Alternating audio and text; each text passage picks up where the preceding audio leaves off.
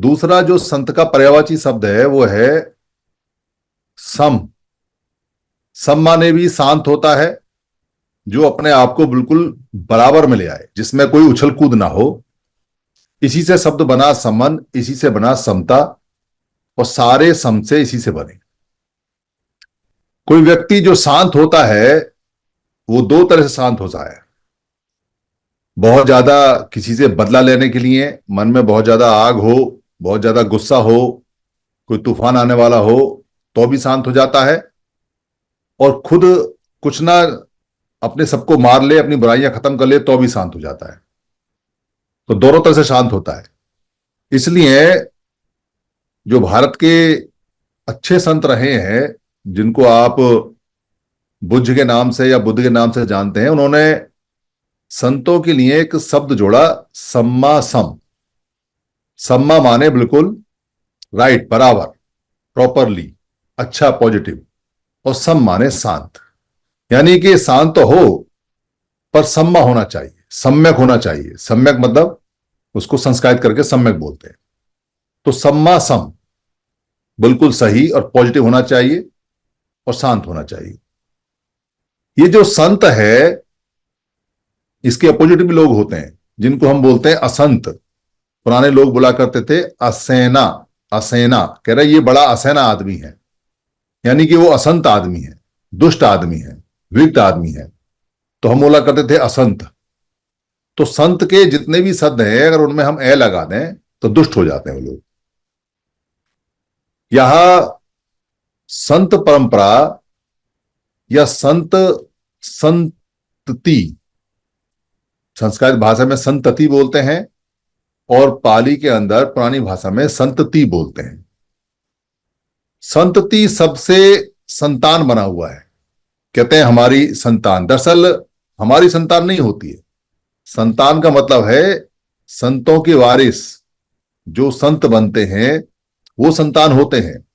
हमारे तो पुत्र और पुत्री होते हैं, संतान नहीं होते। संतान सिर्फ संतों की होती है, और जो उनके गुणों के आधार पे जो सीखते हैं और आगे बढ़ते हैं, जो उनसे जने हुए हो भी सकते हैं, उनसे जने हुए ना भी हों, वो संतान होती हैं। तो संतान शब्द की जगह हम संति बोलते हैं, तो संतति। तो संतति का मतलब होता है परंपरा। परंपरा मतलब परम पंग नाम है, परम परंग।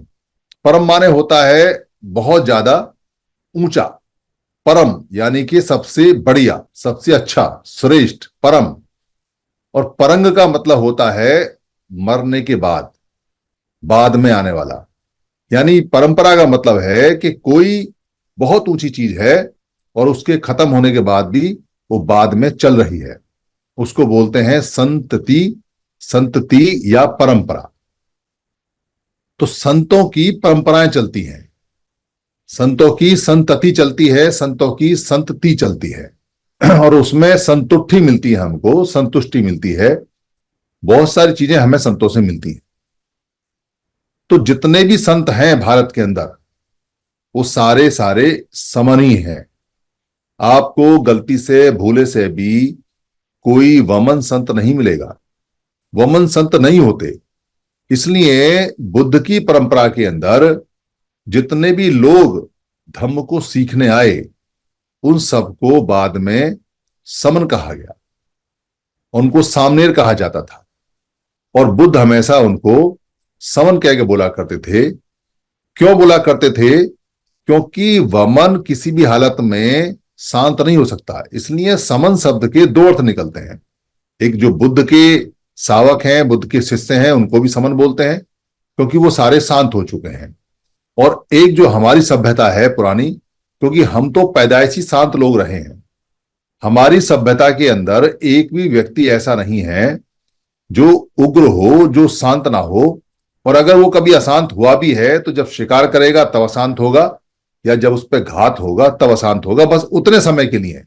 पर मन से परमानेंट हमारा कोई भी व्यक्ति कभी भी अशांत नहीं होता, हमेशा शांत होता है। शांत को ही संत कहते हैं और अशांत को असंत कहते हैं। ये जो संत परंपरा है, ये हमें कैसे जोड़ कर रखती है और कैसे ये लाभ देती है और कैसे हमें नुकसान हो गए जब हमने संत परंपरा को छोड़ दिया।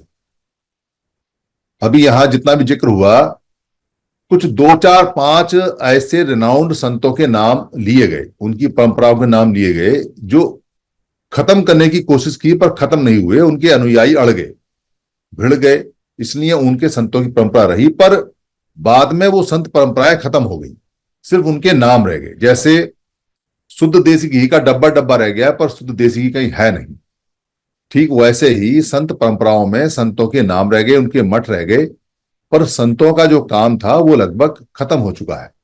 वो खत्म इसलिए हो चुका है क्योंकि संतों की परंपरा चलाने वाले जितने लोग हैं वो ये संत हो गए, वो ये संत हो गए। उनको पता ही नहीं है कि संत ने क्या हमें दिया, क्या हमें सीखना था, और वो इतने उग्र हो गए, इतने ज्यादा अधीर हो गए, इतने ज्यादा वो विद्रोही हो गए कि संत के नाम को लेने में भी अब दिक्कत होती है। तो समन संघ को संतों की परंपरा से क्या फायदा है, और क्यों समन संत संतों की परंपरा बढ़ाने के लिए अपनी कमर कस के, पहले जो हमारे संत हैं मरणोपरांत, जो पीर फकीर मान्यवर साहब काशी राम जी को घोषित किया, और दूसरे संत जो हमारे घोषित हुए हाउस के अंदर, वो हमारे रतिलाल देसाई सर हैं जिनको समन संत घोषित किया हुआ है, और 18 अगस्त को यानी इस महीने की 18 तारीख को बड़ौदा के अंदर उनकी संत सेरामनी होगी, जो जीवित संत है। तो संत बहुत सारे लोग होते हैं, ऐसा नहीं है कि जो रिनाउंड संत है वही संत है। जो शांत हो जाता है और जो अपने सह को खत्म कर लेता है, अपने निज को खत्म कर लेता है, या खत्म करने के प्रोसेस में आगे बढ़ जाता है, वो संत होता चला जाता है। संतों की कोई डिग्री नहीं होती, संतों का कोई ऐसा पैमाना नहीं है कि आप किसी को नाप लो कि ये जो संत है अभी कितना शांत हुआ कितना नहीं। ये मन की बात है, ये उसके कर्म की बात है, ये उसकी वाणी की बात है। उससे आपको पता चलेगा कि कितने परसेंट शांत हुए कितने नहीं। इसलिए भारत के अंदर संतों की हमेशा बहुत ज्यादा बाढ़ रही है, यानी बहुत संत रहे हैं। हमारे समनों के अंदर बहुत लोग हैं, और वो समणियां हैं वो भी बहुत बड़ी संत रही हैं, शांत रह जाती हैं, पर उनको पता ही नहीं है कि वो संतों की परंपरा से, संतों के वंश से, संतों की संतति से, संतों की संतति से लगातार आती जा रही हैं। इसलिए संत बहुत सारे आने हैं, बहुत सारे आए, बहुत सारे चले गए। हमारी जो धरती है कभी भी संत विहीन नहीं रही। जितने भी हमारे महापुरुष रिनाउंड हैं, या जो हमारे पूर्वज हैं जिन्होंने हमको हमेशा संत रहना सिखाया, शांत रहना सिखाया, वो सारे सारे संतों की श्रेणी में कहीं ना कहीं छोटे मोटे संतों की श्रेणी में आते हैं। संतों को इस बात की चिंता नहीं रहती कि उनके कितने अनुयायी हैं, कितने फॉलोवर हैं, कितने नहीं है, पर वमनों को हमेशा इस बात की चिंता रहती है, क्योंकि वमनों के पास में संत जैसे गुण नहीं होते, उनके पास में असंत जैसे गुण होते हैं। इसलिए वो दरबार लगाते हैं, अपने चेले लगाते हैं, अपने जो बाउंसर हैं उनको लगाते हैं, वो झूठी झूठी कहानियां माइकों पर अपने प्रचार के लिए आते हैं, मीडिया को लगाते हैं, पैसा खर्च करते हैं, पंडाल लगाते हैं, फिर लोगों से पैसा भी लेते हैं, पर संत ये काम नहीं करते। ये संत में और असंत में बहुत बारीक से डिफरेंस है। संतों की वेशभूषा वही होती है जो रोजाना वो पहनते हैं, और कई लोग उनकी वेशभूषा को ही संत मान लेते हैं और फिर ऐसी वेशभूषा धारण कर लेते हैं। आजकल जितने असंत हैं वो संत होने का नाटक करेंगे, या तो दाढ़ी लंबी कर लेंगे, या बाल कटा लेंगे, या कोई कपड़ा बांध लेंगे, या कोई रंग का जो कपड़ा वो ले लेंगे, या गले में कोई लॉकेट लटका लेंगे। कोई ना कोई ऐसी पहचान बना लेते हैं, या कोई कपड़ा अलग तरह का पहन लेंगे, या कोई संसाधन रखेंगे, कोई कुर्सी, कोई मेज, कोई फलाना, कोई ढलाना, जिससे कि लोगों को लगे कि ये संत है। पर संत अपने व्यवहार से सारे के सारे जाने जाते हैं कि ये संत हैं या नहीं है। हमारे यहाँ जितने संगी हैं उनमें बहुत सारे लोग ऐसे हैं जो संत की तरफ बढ़ रहे हैं, और जो शांत हैं वो कभी कभी अगर कठोर बोलते भी हैं पर कटु नहीं बोलते। उनके जो वचन हैं वो कठोर हो सकते हैं, पर उनके मन में कटुता यानी कड़वाहट नहीं होती, एक दूसरे के प्रति ईर्ष्या नहीं होती। और ऐसे भी लोग हो सकते हैं जो बहुत मीठे बोलते हो पर अंदर से कुछ ना कुछ ईर्ष्या रखते हो, तो उनको देख लेना चाहिए कि वो वमनों का जो गुण है उसको एक्सेप्ट करें, उससे हमारा कोई फायदा होने वाला नहीं है। अगर आप देखोगे कि युद्ध जीतने के लिए हमको संत चाहिए या असंत चाहिए, तो वमनों को हमेशा असंत चाहिए, क्योंकि उनकी संख्या कम है, वो संत नहीं बन सकते, उनके गुण नहीं है संत बनने के, और संत बनने से कोई फायदा भी नहीं होगा, और उनके पास संत बनने का कोई तरीका है भी नहीं। इसलिए वो हमेशा मारकाट वाला, असंत वाला रास्ता अपनाते हैं, हो हल्ला वाला अपनाते हैं, हथियारों वाला अपनाते हैं, उग्रता वाला अपनाते हैं। पर समन जितने भी हैं उनके पास बहुत संत हैं, इसलिए उन्होंने जब भी लड़ाइयां लड़ी हैं संतों के साथ लड़ी हैं, शांत होकर लड़ी हैं, धैर्य से लड़ी हैं और जीते हैं। कई बार वमनों ने इसका इस्तेमाल किया है जब कभी किसी तीसरे व्यक्ति को भगाना होता है। जैसे मोहनदास करमचंद गांधी को अगर आप देखोगे तो भारत की आजादी में लोगों को इकट्ठा किया लंगोट पहन के, और बाकायदा पूरा सिस्टम डेवलप हुआ और बाकायदा यात्रा प्रायोजित की गई, कैसे यात्रा चलेगी, कहां चलेगी। उस समय भी मैनेजर थे यात्रा को चलाने वाले, और फाइनेंसर भी थे जिन्होंने पैसा दिया और खूब अच्छा पैसा दिया, और उनको यह कहा गया था कि तुम्हारा जो नुकसान है वो पूरा किया जाएगा। ऐसा मैंने कहीं पढ़ा है और ये बात सच है। तो वो उग्रता से नहीं जीत पाए, यानी कि अंग्रेजों से लड़ाई करके नहीं जीत पाए, तो संत बन गए, शांत हो गए, क्योंकि और कोई रास्ता नहीं है। आपसे ज्यादा अगर बड़ा तगड़ा कोई दुश्मन है जिसके पास हथियार भी है, सत्ता भी है, पैसा भी है, ताकत भी है, विदेशी शक्ति भी है, क्या लड़ोगे आप उससे? तो कपड़ा भी उतार दिया, तो अपनी एक ड्रेस बना ली लंगोट वाली, एक डंडा ले लिया हाथ में संतों जैसा, और बस। संत नहीं थे वो एडवोकेट थे, वो मारकाट किया करते थे अपने कोर्टों में। और जब यहां आए थे तो इसलिए आए थे क्योंकि उनको बदला लेना था, क्योंकि उनको पिछवाड़े पे लात मार के और उनको रेल से उतार दिया अंग्रेजों ने, तो गुस्सा था कि अंग्रेजों ने उनकी बेइज्जती की, निकाल दिया। ऐसा गुस्सा बाबा साहब अम्बेडकर को भी हो सकता है क्योंकि उनको भी गाड़ी से फेंका गया था। तो उस गुस्से की वजह से विद्रोह करने के लिए, बदला लेने के लिए वहीं आए थे। पर कैसे बदला लें, इतने सारे अंग्रेज, इतनी सारी सेना, और हमारी लोग ही उनके फेवर में है। तो संत वाला चोला पहना। चोला मैं इसलिए बोलता हूं क्योंकि काम संत वाले नहीं है। अगर काम संत वाले होते तो पूना पैक्ट में अड़ंगा नहीं अड़ता।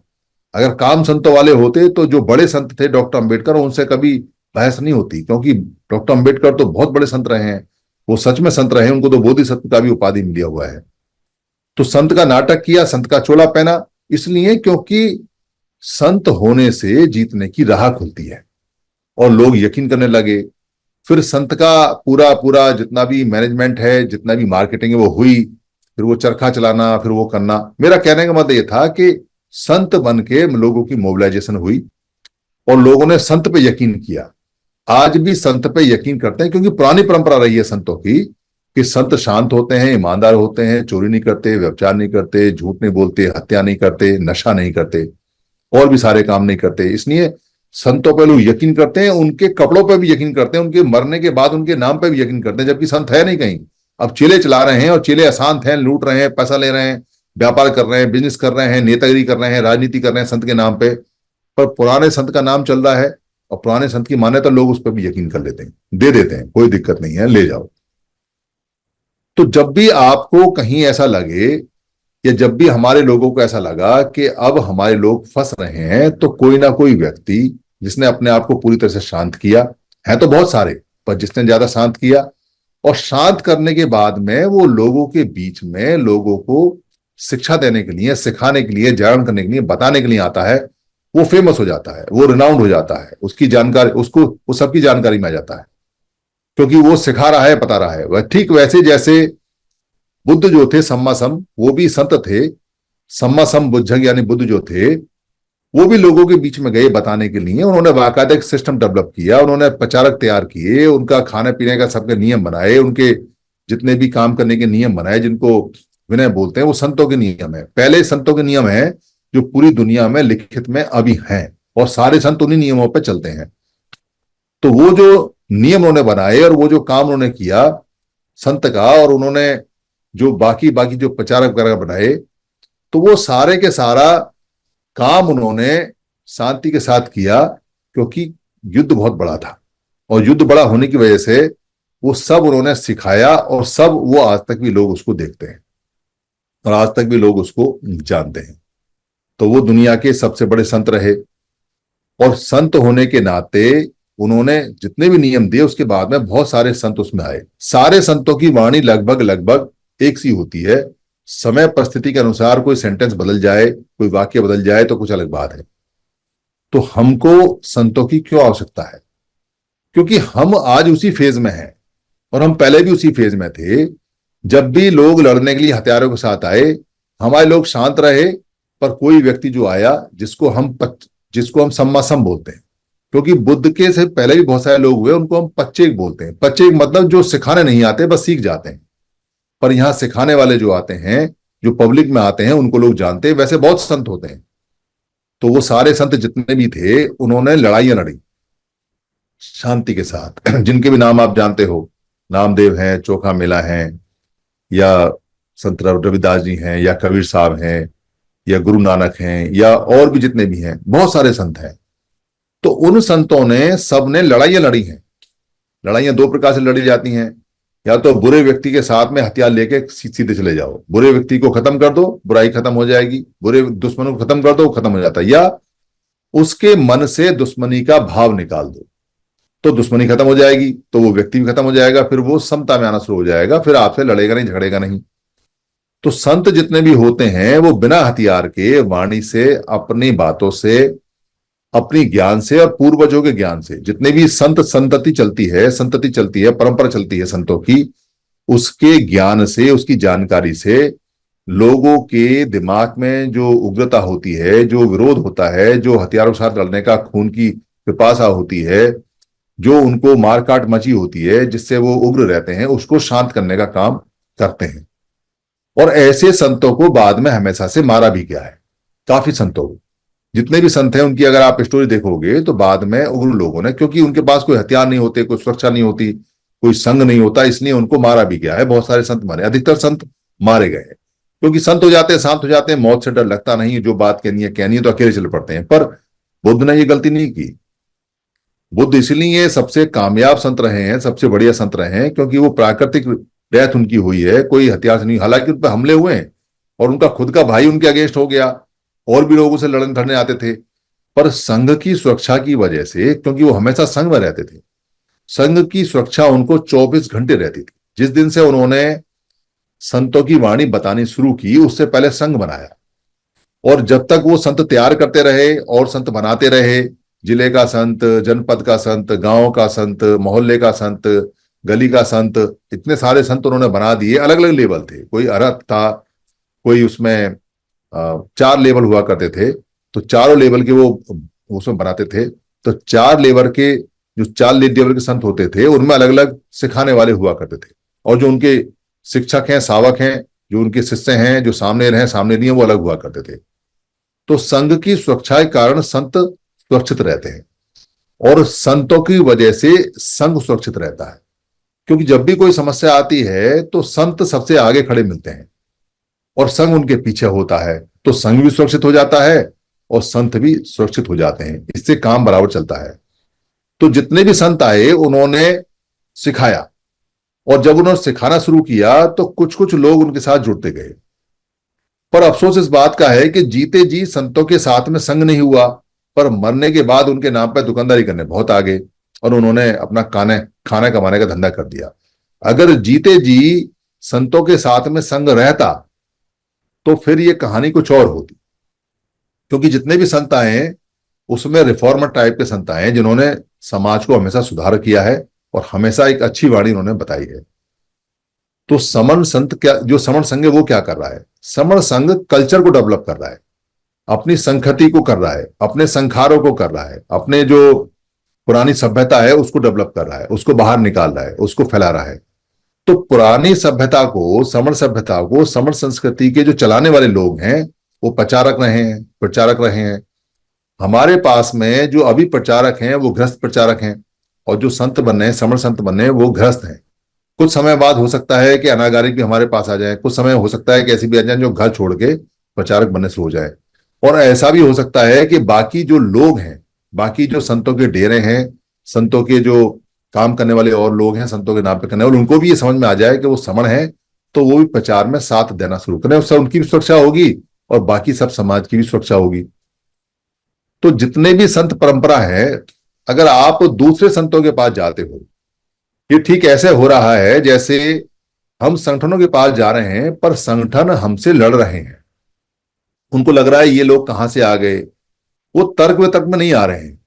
कोई तर्क करने नहीं आता, कोई कुतर्क करने भी नहीं आता, कोई झगड़ने भी नहीं आ रहा, क्योंकि उन्हें ये पता है कि अब ये इतने लोग हो चुके हैं कि झगड़ने का भी फायदा नहीं है। तो वो दुष्प्रचार में, हमारी बदनामी में, हमें डिफेम करने में लगे हुए हैं। कुछ समय तक लगे रहेंगे, उसके बाद वो खत्म हो जाएगा। पर समय थोड़ा कम है, जिस समय की बाध्यता है कि हमें जल्दी काम करना चाहिए। ठीक वैसे ही जितने भी संत हैं, संत मतों के लोग हैं, संत तो है नहीं, संत मतों के जो लोग हैं, उन सारे संत मतों के लोग में उनको चलाने वाले कुछ लोग हैं जिनको वो स्वामी, बाबा, साधु, मठाधीश, गुरुजी, बहुत सारे नामों से वो कहते हैं। अब वो कितने जानकार हैं संत के, कितने नहीं है, वो जाने। हम उनका कोई टेस्ट वेस्ट नहीं ले रहे और ना ही हम ये कह रहे कि भाई ये इतने कम जानकार, ज्यादा जानकार हैं। पर एक छोटी सी बात है कि भाई संत ने ये कहा है कि हमें साथ रहना चाहिए, संत ने ये कहा है कि हमें सबको कुछ बातें नहीं करनी चाहिए जो सदाचार में आती हैं। संत ने ये कहा है कि सारे लोग बराबर हैं। संत ने ये कहा है कि सबको मिलकर रहना चाहिए। वो इस बात को फॉलो नहीं करते, इस बात को नहीं मानते। हम उनको ये बात से बता रहे हैं तो उनको बुरा लगता है। जैसे एक भिक्खू है, अब वो गुजरात में कोई काम करने जा रहे हैं, गुजरात के सारे साथी बहुत अच्छे हैं, सारे समन हैं, बढ़िया है, पर उन्होंने स्पेशल कोई निकाल दिया कि भाई जो मैं समन हूं वाले लोग हैं उनको ना लिया जाए। तो आप अकेले अकेले क्या कर लोगे? आज आप मैं समन हूं वालों को निकालोगे, कल को किसी और को निकालोगे, उधर कोई रविदास जी नहीं आने वाले, उधर कोई कबीर साहब के चेले आप नहीं लोगे, आप अकेले अकेले चलोगे तो कैसे जीतोगे? उधर जो वाल्मीकि जो संत हैं, या कैसे भी हैं, कुछ लोग कहते हैं कि भाई काल्पनिक है, कुछ लोग कहते हैं कि वास्तविक हैं, पर उनके शिष्य हैं। अब वो तो है नहीं, उनके शिष्य हैं, उनके शिष्य अलग चलते हैं। वो कहते हैं अलग चलेंगे, इसमें कोई और नहीं आना चाहिए। तो भाई कैसे जीतोगे अलग अलग? या जो संत रविदास जी के चेले हैं वो कहते हैं भाई कोई और नहीं आना चाहिए, या जो कबीर साहब के हैं वो कहते हैं कोई और नहीं आना चाहिए, या जो घासीदास जी के हैं वो कहते हैं हमें कोई और मंजूर नहीं है। तो ये जो डिफरेंस है ये ठीक ऐसे है जैसे संगठनों का डिफरेंस है। संगठनों से हमने शुरू में बहुत कहा कि भाई आप सब इकट्ठे हो जाओ। संगठनों को हमने खूब कहा कि भाई देखो नेता आप ही रहोगे, आप ही हमारे सामाजिक हो, आप ही जो काम करने वाले हो, पर आपसे हाथ जोड़ के निवेदन है कि भाई आप इकट्ठे हो जाओ, आप एक साथ आओ, आप अलग अलग मत आओ। हमको ये बात समझ में आ रही है कि अलग अलग रहने से हम कभी नहीं जीत पाएंगे। भाई आपको क्यों नहीं आ रही ये बात समझ में? ये बात उनको बड़ी बुरी लगती थी, और वो इकट्ठे ना होना पड़े, ना वो इकट्ठे हो पा रहे हैं, इसलिए उन्होंने हमारा विरोध शुरू कर दिया। और विरोध बढ़ रहा है, इसका मतलब हम तरक्की पे हैं, इसका मतलब हम ठीक है, इसका मतलब काम बढ़ी चल रहा है, क्योंकि लोगों तक पहुंच रहा है समर्थन क्या है क्या नहीं। ठीक वैसे ही हमने संतों को और उनके जो अनुयायी हैं, उनके जो बाबा हैं, उनके साधु, उनको भी हमने कहा है कि भाई देखो, हम समर्थन समागम लगाने पहले आप आए, कुछ आए भी, बस बस वो आए और चले गए, पर कोई बात तो आगे बढ़ी नहीं। उनको कहा भी, और भी लोग कहा कि भाई सारे इकट्ठे हो जाओ, सारे इकट्ठे हो जाओ, पर वो बात भी करने को तैयार नहीं, वो तर्क वितर्क करने को भी तैयार नहीं है। क्या तर्क करेंगे? कभी भी कोई भी ये नहीं कह सकता कि मेरे संत ने अलग होने के लिए कहा है। एक भी संत की वाणी नहीं है जो ये कह दे कि मेरे संत ने अलग ही चलने के लिए कहा है। तो अगर ऐसा कहेंगे तो इसका मतलब या तो संत झूठा है और या फिर संत के चेले झूठे हैं, तो दोनों पकड़े जाएंगे। तो संत तो झूठे हैं नहीं, तो संत के चेले झूठे हैं तो पकड़े जाएंगे। इसलिए वो तर्क वितर्क करने भी नहीं आते, वो बातचीत करने भी नहीं आते। तो समन संघ क्या करेगा? क्या करे समन संघ? तो कब तक किसी की तरफ देखते रहोगे कि भाई जब तक सारे संत जुड़ेंगे जब तक तो देर हो जाएगी। तो संत तो वही होता है जो शांत होता है। संत की कोई स्पेशल क्वालिटी नहीं होती, संत का कोई स्पेशल टेस्ट नहीं होता है। संत की मान्यता होती है, संत की मान्यता होती है कि अगर आपको लगता है कि कोई व्यक्ति सज्जन है, कोई व्यक्ति इन नियमों को फॉलो करता है, कोई व्यक्ति इस तरह का है, वो संत होता है।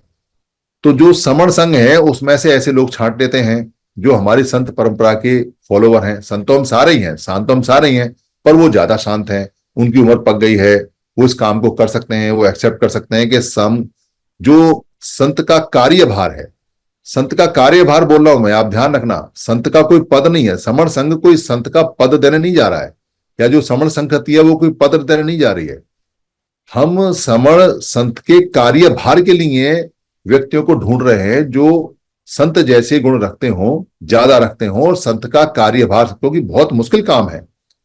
मुश्किल काम इसलिए है क्योंकि संत एक पायदान ऊपर होते हैं, वो आम जन से अलग होते हैं। उनकी संतचर्या जो होती है वो आम जीवन, आम लोगों से अलग होती है।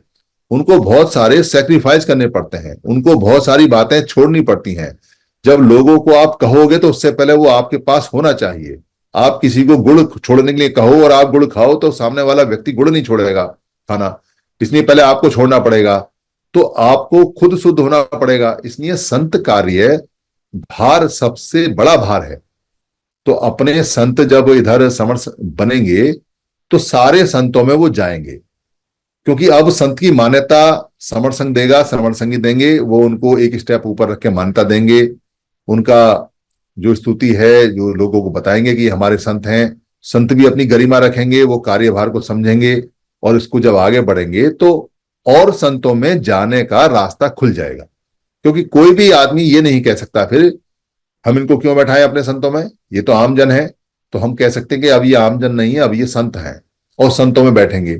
तो जब समण संत और संतों के जो समण संत हैं उनमें जाके बैठेंगे तो उसका सबसे बड़ा फायदा ये होगा कि वो इस बात का कम से कम जिक्र तो करेंगे कि सारे संतों को एक साथ आना चाहिए, जिससे कि सारे संतों के अनुयायी एक साथ आ जाएं, जिससे कि सारे संतों के जितने मठ हैं, जितने आश्रम हैं, वो एक साथ आ जाएं, जिससे कि सारे संत साल में कम से कम एक बार संत समागम लगाएं समणों का और लाखों की संख्या में पहुंचे। तो मान्यता मजबूत होगी, तो संघ मजबूत होगा, तो गैदरिंग मजबूत होगी, तो अधिकार मजबूत होगा। तो फिर आपकी जब संख्या बढ़ जाएगी तो संविधान को पता चल जाएगा कि भाई संख्या इनकी संतों में भी बहुत है। तो उससे जो सरकार है वो आपके अधिकारों को सुरक्षित रखने के लिए ज्यादा इधर उधर नहीं दिखेगी। पर वो फिर ज्यादा हो जाएंगे संख्या में तो वो सरकार आपके अधिकारों को छेड़ेगी भी नहीं फिर। और ज्यादा संख्या में हो जाएंगे तो फिर आपके घर बैठे अधिकार आने शुरू हो जाएंगे। जैसे सिखों के आते हैं, सिख 2 करोड़ हैं पर वो इकट्ठे रहते हैं तो उनके अधिकार उनके घर पहुंच जाते हैं, वो कोई एजिटेशन नहीं करते, वो कोई प्रदर्शन नहीं करते। इसलिए संत परंपरा में हमें दोनों संतों की आवश्यकता पड़ेगी। जो और हमारे संत हैं, जिनके अनुयायी हैं, जिनके लोग चला रहे हैं, जिनके सिस्टम बने हुए हैं, उनकी आवश्यकता पड़ेगी। और उनसे बात करने के लिए समण संतों की भी आवश्यकता पड़ेगी, क्योंकि समण संत से समण संत ही बात करता है। कोई और समण संत होगा उससे समण संघी जो है, आम जन है, उससे वो बात नहीं करेंगे, क्योंकि वो एक पायदान ऊपर होते हैं। इसलिए अपने कुछ लोगों को एक पायदान ऊपर, और एक समय ऐसा आएगा कि जब समण संतों की एक पूरी पूरी फ्लीट तैयार होगी, पूरा पूरा संघ तैयार होगा, जो समण संत संघ होगा, और वो अपने निर्णय खुद लेगा, वो खुद करेगा और कन्विंस करेगा बाकी संतों को कि हमको सबको साथ ही रहना है।